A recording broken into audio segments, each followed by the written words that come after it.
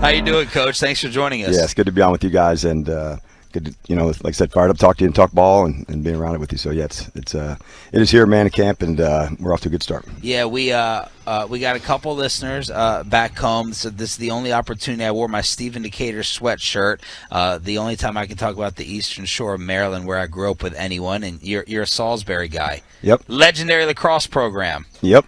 And it was a really cool spot, and kind of coming up, went to school there. I grew up in New Jersey, and then went to Salisbury, and was the best spot for me, and ended up where I met my wife, so that worked out pretty good. Oh, nice. 27 years later, yeah. Wow, so you got us both covered. You got Jersey with Choppy, me from Maryland. Have you gotten lost in the days of what days we're out here with training camp? Yeah, it's just day, as you go to the next one, and I know the fun part about camp is you're all just connected, doing your stuff together, and you kind of can get lost in the time of it, and that's usually when the good stuff happens. You stay in the lab, work through it, and it's been fun with the guys. Does this seem like there's less off days this year?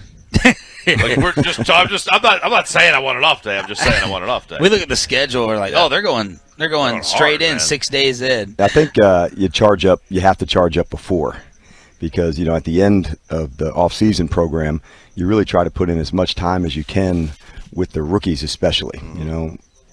And when you go through something year one, the rookies weren't that far behind the veterans in terms of the scheme knowledge in year one, but in year two they are. And so as you go through the spring, you really want to spend as much time as you can with them. So the afternoons, the evenings, I thought the coaches did an excellent job helping these guys get ready. We're not seeing a lot of mental errors on the field from the rookie class, and so that allows you to get a really pure evaluation, because if you're thinking and making mistakes, is he non-instinctual, not fast? Yeah. So these guys have really put out to get the knowledge down so they can play at their best. Then it's just about the skill when it gets to that. So you do need that little break. We all do in between, the gaps in between. We go so hard when we're together, it's intense. So those breaks that you get, you got to max those out. So when you come back, my battery was in the red when I left at the end, and showed up here to California back in the green. Would you say that your scheme is more complicated than others, more simple than others, average? How would you put that? I would say probably, that's a great question. It'd be a better one for a player, but I would say more simple than others, because I think if Less part thinking. of it is you want to make sure you can play fast. And so if there is a call that doesn't allow us to do that, out it comes. So sometimes I'll have something and it's not game ready yet. We'll keep working it. It's not game ready yet. I can remember a time last year, a Friday before a game, and hey, coach, we need another rep on that one. I did this or this. It's not, man, no need. It's out. We're not going to carry that one in the game if we're making a mistake on something on a Friday. So the fact that we can get going, I'd like it to say it's simpler, but maybe the package that we have is complex, and then you shrink it down to what we can execute at a really high level. And that's what the camp time is for, to find out what unique stuff a player has, and then we can feature them into that role, as opposed to, well, you play linebacker, you have to know every part of that. No, you play linebacker, and these are the couple things that you do really well. So those are some calls we would try to feature with you. Is Micah's study time that much more in terms of being in two meeting rooms and working at linebacker and D end? I don't know if it's more, but you have to be more efficient with the time. So there may be a part of a meeting he's at one position and a part of a meeting he's at another.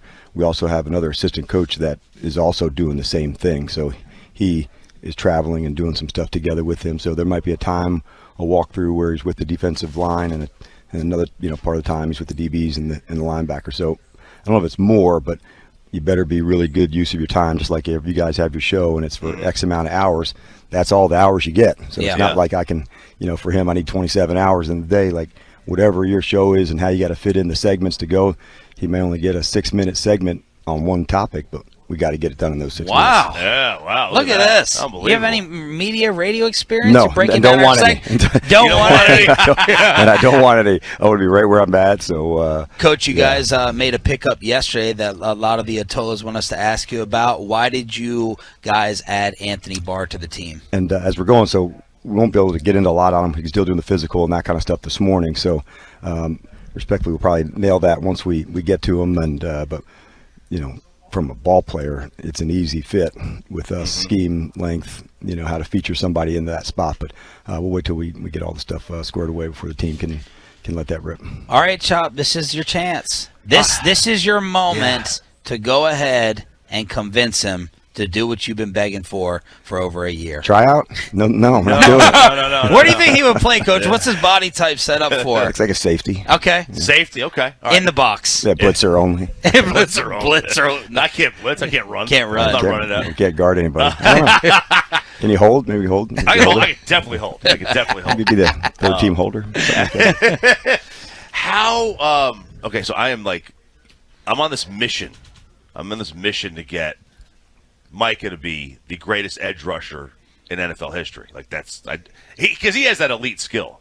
Like, what would it take? Is that something that would he have to come to you and say, hey, look, I want to go be an end. I don't want to play this. I don't want to play this linebacker. I want to be an end. Or is that like how do you foresee him 5 years from now? Yeah, I would hope I'd see him in the same space where we do like to use him in a number of different spots where he's on the edge, he can play off the ball, and I think that's what makes his skill set so unique. There's a lot of players that can be on the edge, and we've seen excellent, great players, Hall of Fame players who can rip off the edge. And same thing at linebacker where you're off the ball and you can blitz because maybe he's a big linebacker, he's got size, but there's not a lot of guys that can move in and out of two spots, and it actually causes a lot of matchup problems. Sometimes a running back has to, block a linebacker who's a blitzer, and are you still going to do that with this player? And so the ways that we feature him and try to utilize him, I think it also, because of his speed, it allows us to match up and have some people behind the ball with that kind of speed. So I love the role that he plays, inside, outside, and then using that kind of speed in different ways. I'm pleased with how we're featuring him today. But he's in the analytics world, Coach, of where the running back being phased out on offense, and some people are saying that about the linebacker, right? It's about getting to the quarter. It's about the quarterback, and it's about getting to the quarterback. So why not just put him in the most valuable position up front at right DN and turn him loose? That's the argument that that everyone always has. Well, I would say if you do where he was on all the plays, you'd say, hey, I'm going to make sure this guy doesn't ruin the game. And so another tight end, another back to go chip to him, and that's the challenge of having somebody that can play left side, right side. And I get your argument through the years. I've had the chance to work with some unbelievable guys. Jason Taylor was the right end at the Miami Dolphins, went to the Hall of Fame. And 100 out of the 100 plays of those games, he's at right D end and was effective. But with his specific skill set with Micah, it makes sense that balanced the two spots. Does he even have the body structure to be a full-time end or I think so because of the skill set. And sometimes when a guy has unique stuff, they may not be a prototypical long or fast. And probably the first name that comes to mind of somebody who wasn't tall, he was really fast, was Dwight Freeney. And so he had such a unique skill set. He could make his power rush look like a spin, and so the player's ready to take on the power rush, and boom, there he spun. So with Micah, he's got real speed, but there's a lot of guys that are fast. It's his use of hands and instincts to come under, but every once in a while you have to find the best spot for a player, and in this specific case, playing both is the best option for him. Dan Quinn, Cowboys defensive coordinator, sitting down with us here on Shan and RJ, 105.3 The Fan. Saw your USA Today article come out the other day about your notepad and preparing for the next opportunity. And we have Coach McCarthy on every Friday, and it was an interesting off season for everyone, including yourself. How did you deal with the awkwardness, if there was any, of Dan Quinn, guy in waiting, in the shadows, McCarthy on the hot seat? How do you, as friends and as colleagues, just go and address it and work that stuff out? Yeah, and I think I answered this, yesterday, at the press conference. Respect, I know you guys have a job to do to hit that, but I love my relationship with Mike, the guys, and so I'll talk ball all day with you, but really we've got an excellent relationship, and so noise that was outside the building wasn't certainly anything inside. Coach, let's talk about some of the guys who have stood out here. Anthony Brown, we know we talked with Diggs. It was a fascinating interview, but it seems like Anthony Brown has really shown up out here. What can you say about the way he's been playing? And the word that comes to mind with me with Anthony, he's playing at a very good level, and the word that we would use is is he consistent? Sometimes that's not a very sexy word, but it's over and over and doing the same thing day after day. And so with him, he's on it with his technique. You can tell when somebody's right in the right space, feet, hands connected, guarding, communication. So we just want to keep him right in that pocket of the things that he's doing. But defensively, as training camp has started, I would say he's been probably our most consistent defensive performer. Does he get unfair criticism?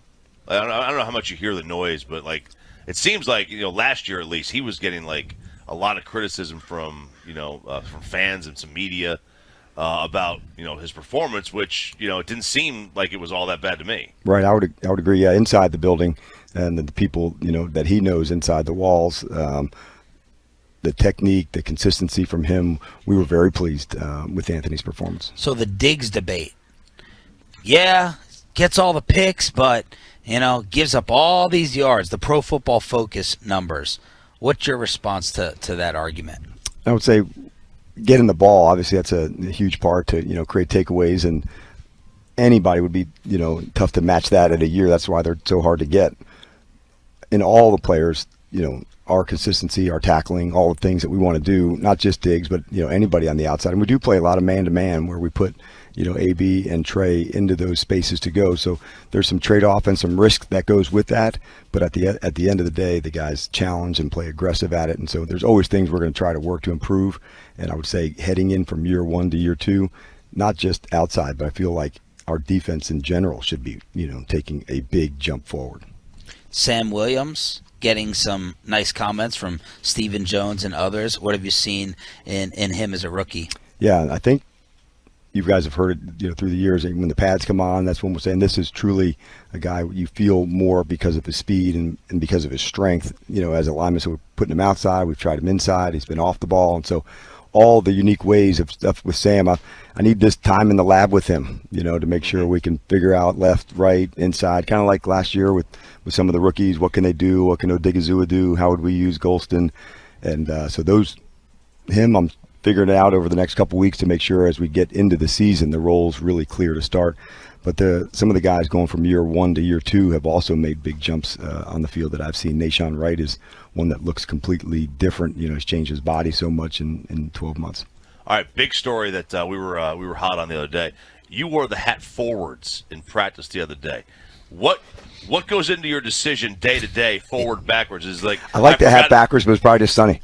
Just sunny. I forgot to put some sunscreen on. Yeah, I was just probably like, damn, it's hot out here, or sunny out here, and but that was it. No hidden message. Have you heard the sports talk fodder of a quarterback, your CEO of your team should have the hat forwards and backwards is like too rah-rah with the guys? That's not a head coach. Have you heard any of that sports talk as a topic? I have not. No one's ever brought that up to you? No. Because it's ridiculous, that's why. Oh, yeah, I was like... Absolutely ridiculous. I think your action should speak more loudly than your hat, right. Style or how you wear it. But, Coach, thank you so much. We can tell why all the guys are in love with you. We appreciate it.